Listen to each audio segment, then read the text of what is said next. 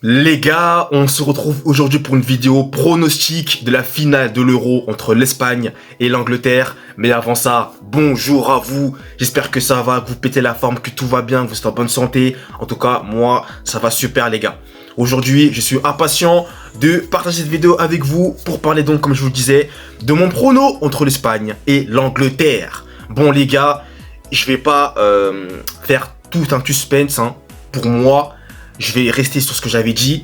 L'Espagne, je les voyais aller très loin de cette compétition-là. Au final, ils sont en finale de l'Euro. Et pour moi, ils vont gagner ce 4e championnat d'Europe pour marquer l'histoire. Oui, l'Espagne va gagner l'Angleterre. Les gars, je ne sais pas encore le score, mais pour moi, l'Espagne va gagner. Alors, les gars, attention. Déjà, il faut quand même savoir que je vais quand même commencer par parler de l'Espagne. L'Espagne a été pour moi la meilleure équipe de cet Euro. Les gars, à chaque fois, contre des grosses équipes, ils ont mis au moins 2 buts. Que ce soit la Croatie en phase de poule, que ce soit lors des phases éliminatoires, contre notamment la France, 2 buts. Contre l'Allemagne, 2 buts également. Les gars, des grosses nations du football européen et du football mondial, l'Espagne a montré une supériorité impressionnante. Même si contre l'Allemagne, quand même, ça se dispute, parce que l'Allemagne avait aussi cette possession du ballon à un moment donné, avait vraiment cette domination-là, mais l'Espagne en face, ça restait toujours solide, ça perdait jamais ses moyens. Mis à part, je vous disais, comme l'Allemagne, j'ai quand même senti qu'à un moment donné, ils étaient proches quand même d'être sortis, mais ils ont trouvé quand même ces ressources nécessaires, grâce notamment aussi à Luis de la Fuente, toujours focus, toujours concentré le mec. Ce qu'il a fait avec l'équipe d'Espagne, les gars, encore une fois, il a métamorphosé l'Espagne. Il les a métamorphosés. Il n'y a plus de tic-et-tac, passe à 10 pour faire la passe à 10. Ah là, ça a complètement changé. Et surtout, les gars, avec la nouvelle génération qui arrive là, cette génération dorée pour moi, qui est incontestablement impressionnante. Après, je dirais pas peut-être impressionnante plus que l'Espagne d'il y a de la décennie précédente, parce que là, c'était quand même impressionnant. Vraiment, le vivier était incroyable. Mais là aussi, c'est aussi légendaire, les gars. Vraiment incroyable. Nico Williams, Dani Olmo, Lamine Yamal, vous le savez. Rodri, Fabian Ruiz. Donc voilà. Mais voilà, pour vous dire, l'Espagne, quand même, sinon, a su trouver toujours les ressources nécessaires pour revenir de la rencontre et tuer l'équipe adverse. Donc ça, déjà, les gars, c'est une première chose. Après, les gars, aussi, attention à l'Angleterre. Parce que pour moi, l'Angleterre n'a pas fait le meilleur Euro. Il n'a pas été la meilleure équipe pour moi que j'avais vue durant notamment la Coupe du Monde 2022. Pour moi, cette équipe d'Angleterre-là était vraiment, mais vraiment chirurgicale. Elle marquait des buts à gogo. Dans le jeu, c'était impressionnant. Ça pouvait à tout moment être marqué des buts. Voilà, il y avait vraiment une construction dans le jeu.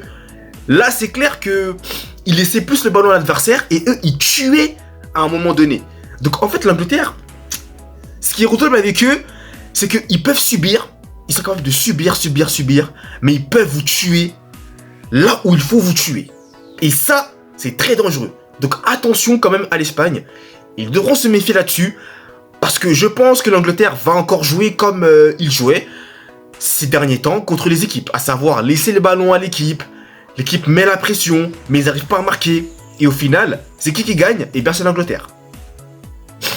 Et au passage, Southgate, là, quand même, que je traitais de tocard, les gars. Franchement, lui, voilà, clairement, là, il m'a un peu, je vais dire, fermé la bouche, quoi.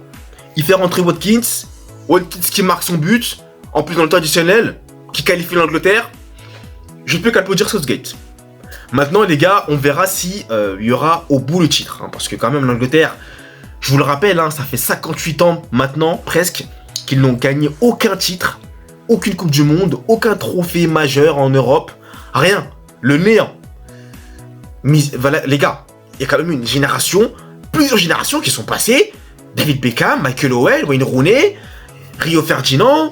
Voilà. Donc clairement, les gars, là, c'est quand même, je pense, le moment ou jamais pour l'Angleterre de gagner un trophée depuis maintenant 58 ans. Et les gars, ça fait 58 ans que les Anglais attendent ce miracle avec impatience, avec plaisir. Donc on verra s'il se réalisera. Maintenant, les mecs, il y aura une bataille du milieu de terrain. Moi, je vous dis clairement, ce que Rodri et Fabien Ruiz ont fait à la France m'a choqué. Ils ont mangé du début jusqu'à la fin le milieu de terrain français. Et les Anglais ont plutôt intérêt à être costauds. Hein. Bon, il y a Declan Rice, il y a Jude Bellingham bien entendu, Phil Foden. On verra les gars ce que ça va donner.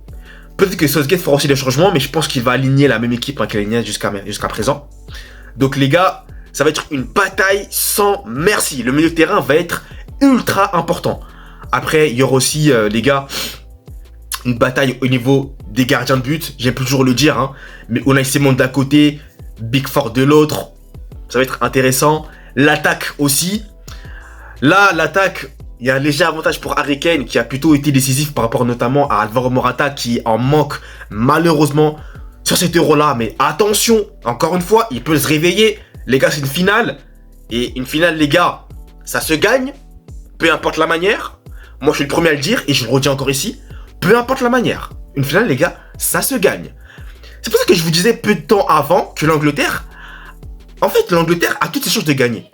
Puisque cette équipe-là ne va pas être l'équipe qui va vous dominer. Mais cette équipe-là peut vous tuer. Et ça, j'insiste là-dessus. Elle peut vous tuer. Donc, attention à l'Espagne. Attention, les gars. Moi, je vous le dis. Moi, pour moi, l'Espagne va devoir au moins mettre 2 buts minimum pour être assurée. Pour ne pas voir l'Angleterre revenir. Parce qu'ils sont capables de faire des comebacks. On l'a vu contre la Slovaquie. Ils étaient au bord de l'élimination. Et vous avez un retourné magistral de Jude Bellingham, le milieu de terrain anglais qui joue au Real Madrid, qui a tout relancé. Et ensuite, en prolongation, ils ont gagné. Ils ont battu la Slovaquie grâce à un but d'Harry Kane notamment. Donc attention, les gars, sur ça. Et comme je vous le disais, eh bien, l'attaque entre Harry Kane et Alvaro Morata, ça va être un duel aussi intéressant à voir. Après, il y aura aussi un duel, notamment d'entraîneurs, entre Luis de la Fuente et Gareth Southgate, les gars. On va savoir qui sera le plus tactique, qui sera le plus stratégique. Mais voilà, vous avez aussi le duel sur les côtés entre Bukayo Saka, Lamine Yamal, Nico Williams. Eh les gars, ça va être un duel sans merci. Hein. Ça va vraiment être un match, moi je pense, je dirais fermé au début, voilà. Les équipes vont se jauger et après ça va commencer à s'ouvrir. Clairement, sur une individualité, un exploit individuel, ça va s'ouvrir. Donc écoutez les mecs, tout le monde aura son mot à dire dans ce match-là. Mais en tout cas, pour moi, l'Espagne va gagner. Donc dites-moi vous en commentaire qui va gagner et comment ça va se passer. Je suis impatient de le savoir. Les gars, merci à vous d'avoir suivi cette vidéo. Et nous, on se retrouve dimanche, 21h, pour le match entre l'Espagne et l'Angleterre. Je ne le commenterai pas, mais je le commenterai lundi. Allez, peace!